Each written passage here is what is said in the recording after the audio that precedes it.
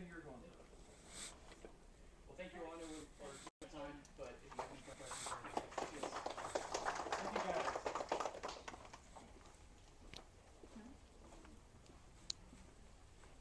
All right. We have John Pelto following up. Dr. Pelto is the owner of Central Massachusetts Podiatry in Worcester, Massachusetts. He has a YouTube channel for his patients and a podcast, a YouTube called Podiatry Practice Mastery, where he shares ideas on practice improvement for other business-minded podiatrists. So he is going to speak today, so let's give him a round of applause. Thanks. I'm Don. I'm in Massachusetts, and we're going to talk a little bit here about how to use AI to increase online reviews. AI is just more of a buzzword. We're going to talk more about online reviews than we are about AI. So how to use automation to get online reviews, using your online reviews. I don't know if anyone's using the reviews once you get them. It's just some suggestions here. And then how to record, instead of online reviews, getting online videos. So video testimonials.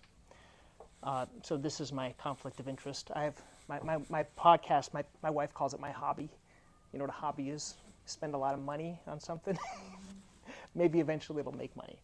So the purpose is to get more online reviews than anyone else in your community to build credibility and authority, and then use them for marketing.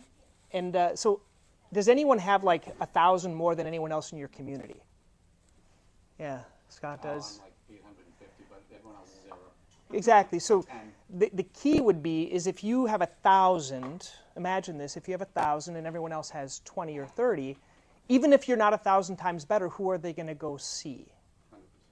They're going to see you. So every single week, patients come in and they say, you know, doc, you had great reviews. And I say, oh, yeah, patients, they have a lot of nice things to say about us. And they don't know we have a system of getting them, because if you don't have a system, you're not going to do it.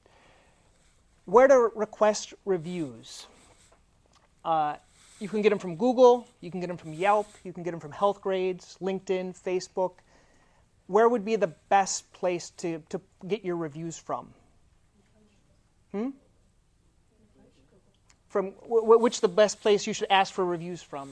When you Google. Why? I have some socks, so we have practice socks. Why from Google? Can anyone tell me why Google would be the best place? Because it's the number one search engine out there by far. Yeah, it's the number one search engine. So you can spend your time, you can spend your time getting reviews from Yelp, from Healthgrades. I find that Yelp, Healthgrades, LinkedIn, Facebook, these are all okay areas if they happen kind of by chance. Yeah. But I'm only interested in getting Google reviews. With Google reviews, you probably already know this, but for your practice, you can have a review page, maps on the Google Maps, and then for each doctor, you can have on the maps for each location. So for example, we have Worcester and Westboro, so we have the office has 2. We have 4 doctors, so we have doctor has 4 for the Worcester office and 4 for the Westboro office. Okay? And then you can kind of rotate whatever you're using to automate your reviews, but you have to have all this. Any idea why would you want, like, that would be, what, that's 10 spots. Why 10? So you dominate. So when people are looking, they're going to, well, heck, they're just showing up everywhere. That makes sense? How do you get that? If you don't know, here's how you do it. You go to your business on Google, you click, there's a little link there, and you use this little thing. That's how you do that. And you can get this code, and then you can make a QR code, and then you can post that everywhere. Or you can just take this link, and however you're going to automate it. So go to the Google Business Profile, read reviews, and then share that link. If anyone doesn't know how to do it, that's how do you do it? I'm fairly savvy. I've done this. I created a QR code. My question is, do QR codes eventually expire and die? I don't get them. They're kind of like black magic. Like, I don't want to give out a QR code that eventually gets...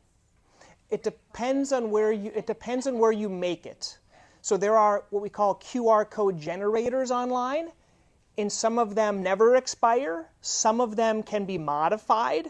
So don't do there are some that expire, okay? And there are others that can be modifiable. So if you want to go down into the weeds, you could have a redirecting web thing, so you can always modify where you want it to go. But the easiest way is probably Canva. Okay, Canva, you can make it, or even in your Google Chrome browser, if you go up top, it'll make a QR code for that page, which will never change. Canva will never change, but the problem is it's not dynamic. Now, if you want a dynamic one that's kind of into the weeds, I don't think you need a dynamic one. But for example, if you're doing QR codes for pages of websites, like a lead magnet that you want to switch, you could make dynamic QR codes. Ways to request online reviews. Multiple ways are better than one way. Automation is better than manual. Because if you ask any doctor to do something, they're going to do it while they're excited, kind of like coming back from the conference. You're going to do it for the first few patients, then you get too busy and you're going to stop. Ask patients to give a review in your newsletter. You send it out, hey, once a year, put a little reminder. My favorite reminder app is something called Follow Up Then. I use this for everything. So what Follow Up Then is followupthen.com. And let's say every 6 months you want to be reminded to send it in your newsletter. You do it every 6 months at Follow Up Then. It'll send you this thing back. Hey, just a reminder to, put a review request. QR code on the back of the door. QR code at the checkout. Ethical bribe. So I have a QR code. Say, hey, if you give us a review, we'll give you like a pair of socks or a water bottle. There's text methods like via Weave or Swell. We use Swell. No one's ever heard of Swell. Send out after the patient appointment. That's the automated we're going to talk about. And then that's where you make the QR code. Don't get overwhelmed. It's hard when you come to these things. You're going to try to do 500. I would just pick one and do that one thing. Does anyone have a review request page on your website? One way is to send people directly to Google. Another way is if you want to change kind of where you're sending people, each doctor or the practice could have a review request page. Why do I do that? And I'll read it so you can understand why. Thanks for being my patient. Today, many patients come to the office due to online reviews. The more I have, the more people like you I can help. Can I ask you a favor? Please click the link below and review your experience with me. Patients never know what to say, ever. If you don't know what to write, here are some tips. Share your experience of what you had and how you're doing now. Share a specific treatment and how it helped you get better. Share your journey up to now. Write beforehand and copy and paste. And then look at the bottom, and I'm going to give you a few examples. I saw Dr. Pelto at Central Mass Podiatry. I was struggling with blank. Dr. Pelto helped me with blank, and now I can do this. That's how I get all of the reviews. I send them there. I tell them exactly what to say, and they just fill in the blank. You could send people directly to Google, but they're never going to know what to say. But if you hold their hand by sending them to a page like this, they're going to know what to say. And on the bottom of that page, they can see the reviews that other people have written. So this is a automated Google review compiler that you can add to the bottom of that page so they can see, well, for the other 500 patients, this is what they wrote. That's called, anyone know the business term for that? Social proof. Right? Oh, I don't want to be the only one that does a review. Well, you're not the only one. There's 500 other people that have done this review for Dr. Pelto. Does that make sense? So if I had my druthers, I would send them to a web page versus Google directly. I know it's an extra step, and I know there's something to do with extra steps here, but you're going to get a better quality review. You could try both. There's a way you can do A/B testing and things like that if you want to go into the weeds. Okay. Oh, and by the way, if they recommend like staff, Christine, like my office assistant, went before me. So that person should get a little bit of a kudos, a pat on the back. Hey, you did a great job. My preferred way is automation.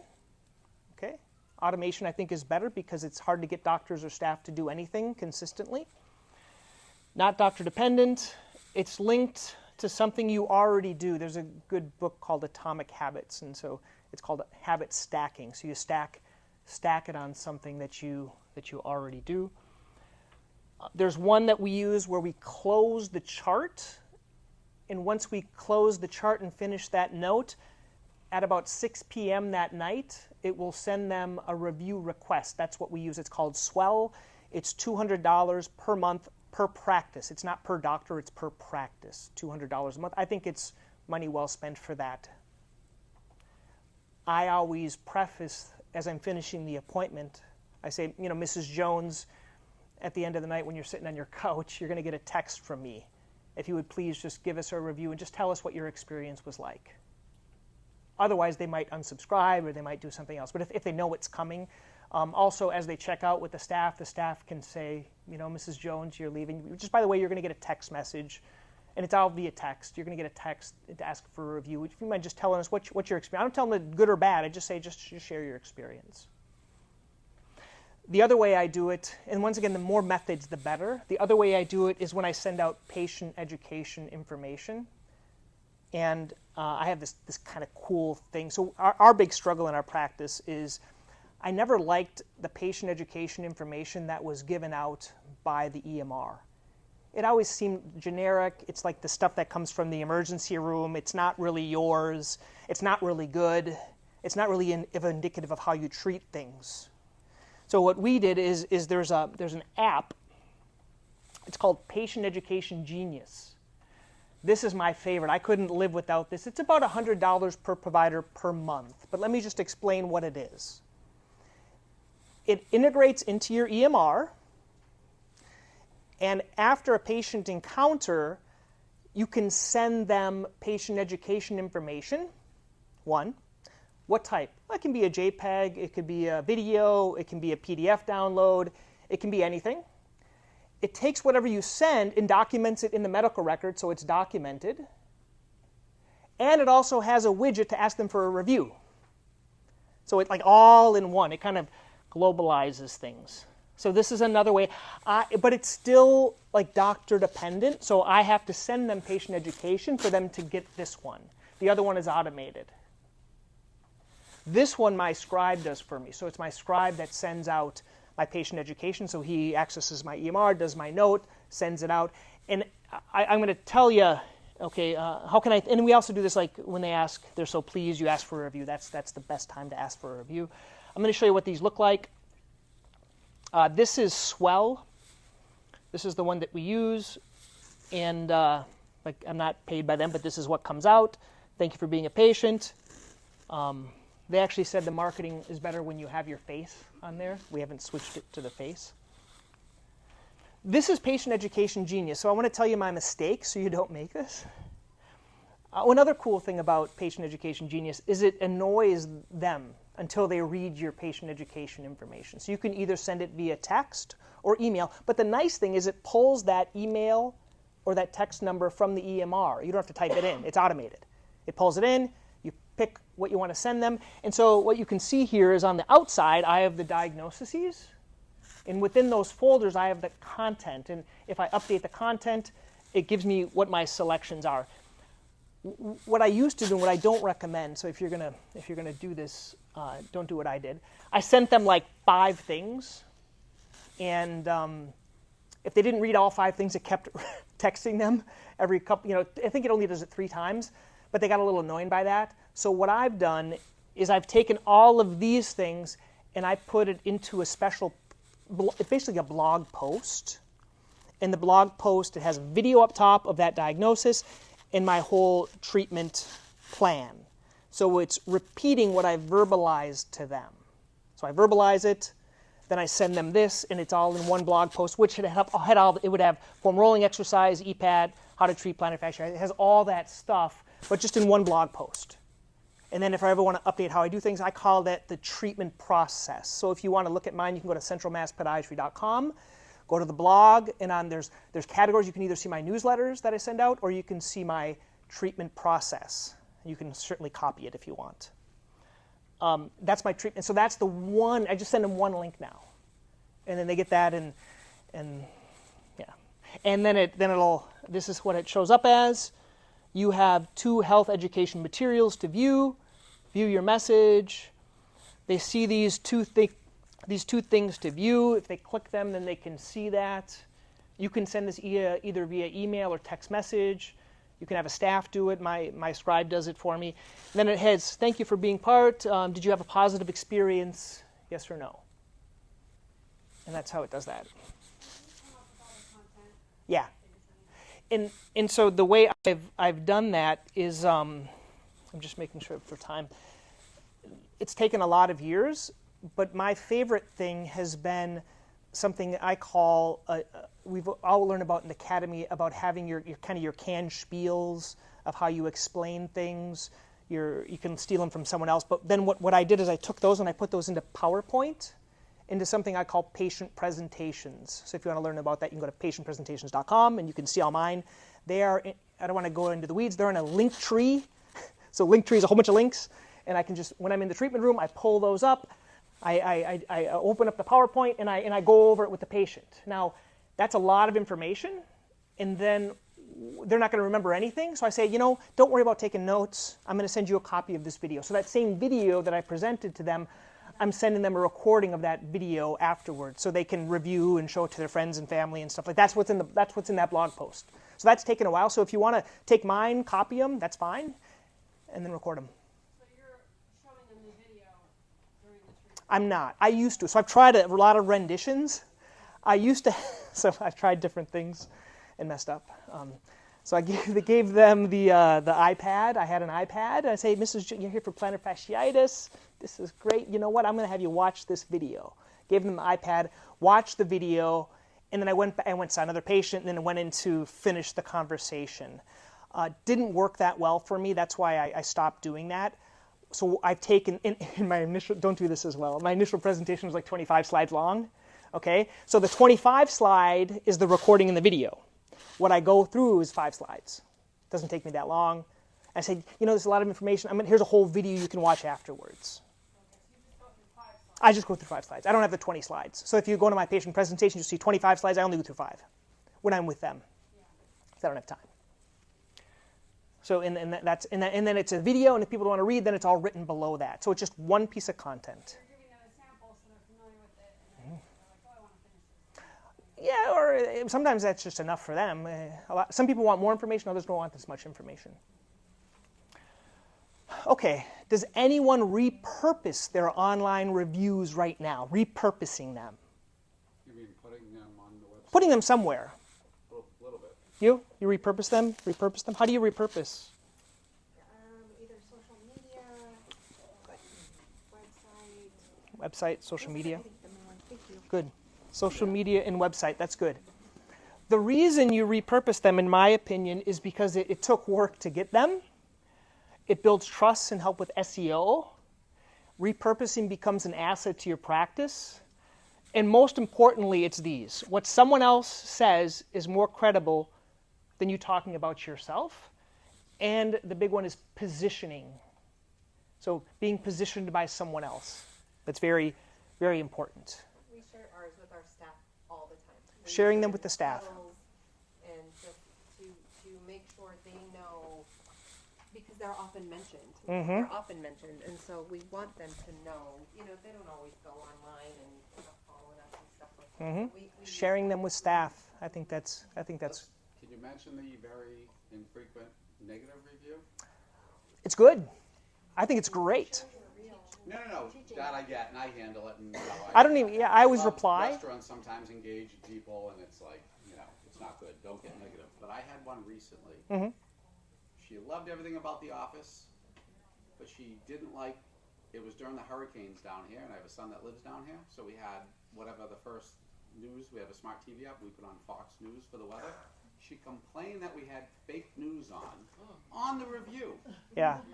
I mean, and it's actually good. Like Yeah. you said, I think of that as a positive because now patients know. I mean, whoever looks at that, it's not going to say, "Oh, he's buying all those reviews," because I would never buy that review. I'd never, So it looks real. But Yeah. It's unbelievable. Some people will occasionally. I don't even address them.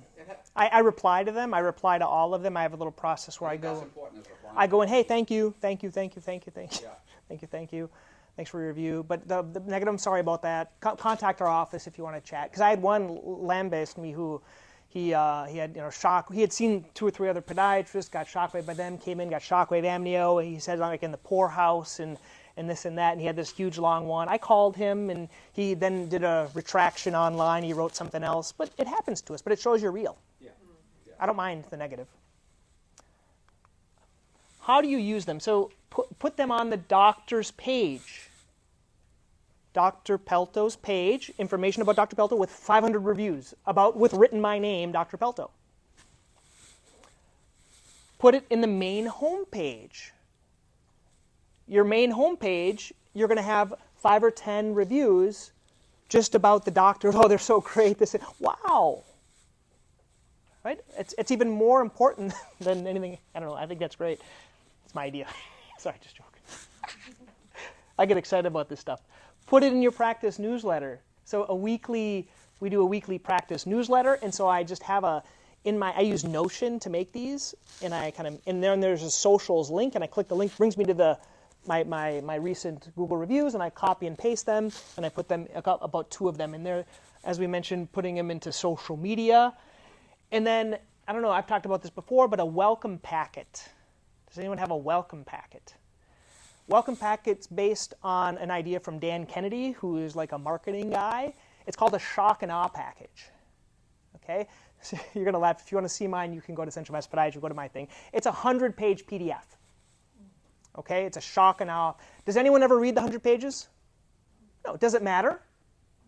No. Doesn't matter. Why? Because the first 20 pages are reviews. Right? It's a propensity of like wowness. Okay? Very few people even look at it, but they're like, you get this 100-page download. It took me forever to get it on my phone, and Meet Dr. Pelto, information about me, doctor's page, reviews. Now this is a high level use of review.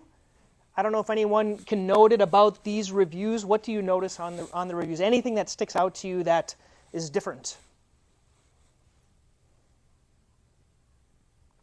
I don't want you to read about me, but, huh? Have you ever, what's this called up here? A headline. So in marketing, what I used to do, and this is the mistake I made, I used to put the headline as the patient's name. Patient's name, then the review. What do I do now? I take the best, because you have to do marketing, they talk about two-reader track. So some people are going to skim it. I want them to skim this, because they're not going to read the whole thing, but at least they can read this. So this is a headline method. So out of each review, you take that headline, and the headline is what you're going to put in what? Social media. I also like to put 5 stars there. People recognize the Yep. stars. You can put 5 stars. Yep. Yeah, people recognize And I just copy and paste these. And I put these all over the website. It's not me saying it, they've said it. This is my main page of the website. So this was my page. Meet Dr. Pelto. See, these are Dr. Pelto specific. This is the main page, my other doctors that we have. What our patients say. Simply the best. I got info I didn't get at other podiatrists. So accommodating, very thorough, full explanations, very professional. I want to go see those people. Don't you? This is my newsletter. So newsletter, there's always new things coming out. Oh, he's so patient, understanding. His staff is the best. I should have come here immediately after I injured myself. Like, these are great. So I put them in the newsletter every week. If you want to talk, we can do a deep dive about the newsletter. But newsletters, no one cares about feet. Okay? Newsletters, no one cares about feet. You know what they care about? My kids. I put pictures of my kids, what I'm doing. That's what they like. Newsletters for entertainment. So when you're talking about newsletters, it's entertainment and education. Okay, I would say it's like 80% entertainment and 20% education. I made the mistake in the past to think that patients really love to be educated. Like they want to. I think about it. I went to see like the ear doctor, right? Do I really want to know about earwax like 500 times in their weekly newsletter? No, but I want to know about the private life of the doctor. That's entertaining. I want to know, I have something I called foot fun. So I have one staff, all she does is get like funny things online about feet. Like they talked about like Halloween. I did one about like candy corn with like a corn on the foot with, you know, that's what they like. They like the entertainment. They never say anything about Shockwave that I talk about, but they always talk about my kids and things like that. This is my welcome packet. That's like 100-page long. More ways to use your reviews. Appointment scheduling page. Why not? Where they're going to schedule an appointment, put your reviews there.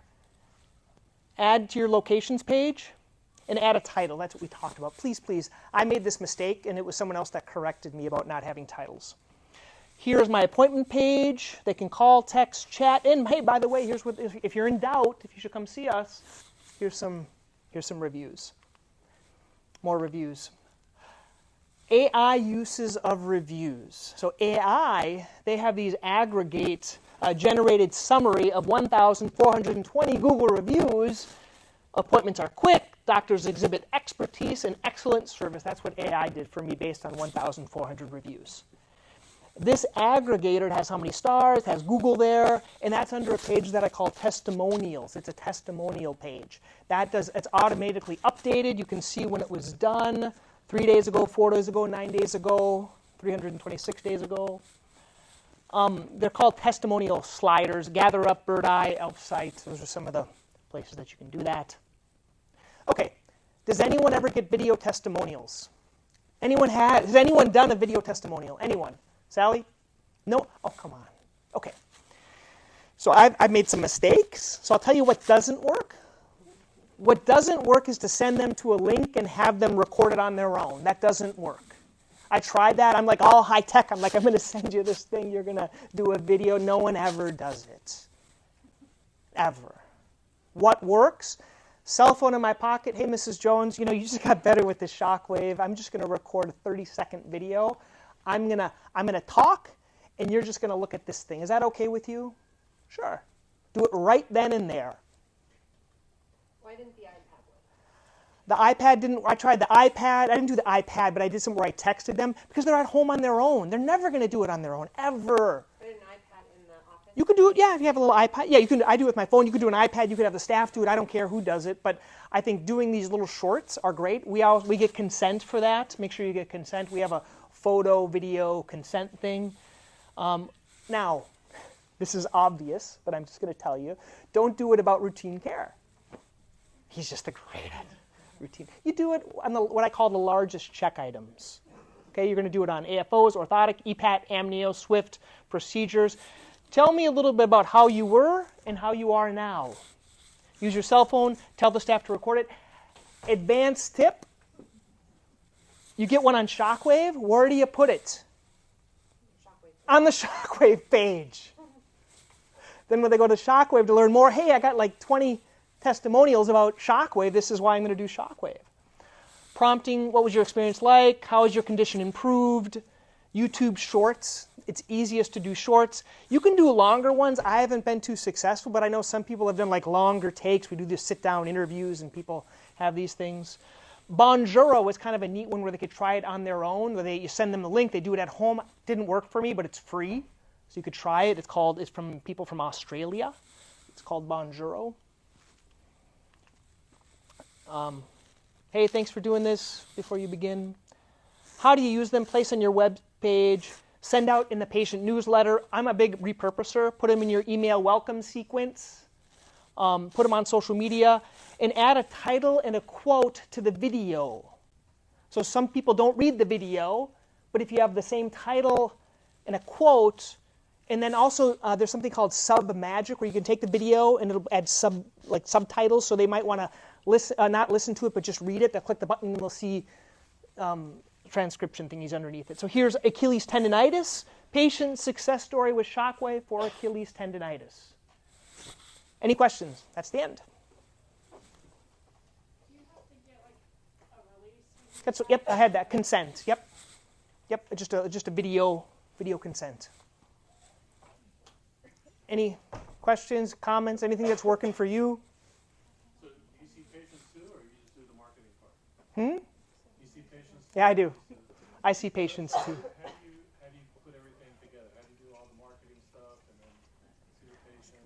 $15 half for 10 years. Yeah. So right now, I don't know the marketing. I just like marketing. I don't watch the news. I don't watch TV. And I don't do anything at nights, just so you know. I don't do anything at nights or the weekends. I'm very structured. I'm very separate. Whenever I drive, I'm listening to a business book via Audible.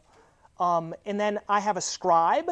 And so in between patients, I have a little bit more time because my staff can only put so many patients in. So I'm scribing, I'm teaching, I'm doing things. And I use a lot of automation. So repurpose.io takes one video and repurposes it to different things. There's a lot of things. I don't know.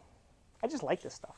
So anyway, thank you. If you want to learn more, you can get my podcast. And it's all about this stuff. Thanks. I think it was a half hour, right? I think it was only a half hour. Yeah, good. Okay. We have a break now? Is that what it is? Okay. Lunch.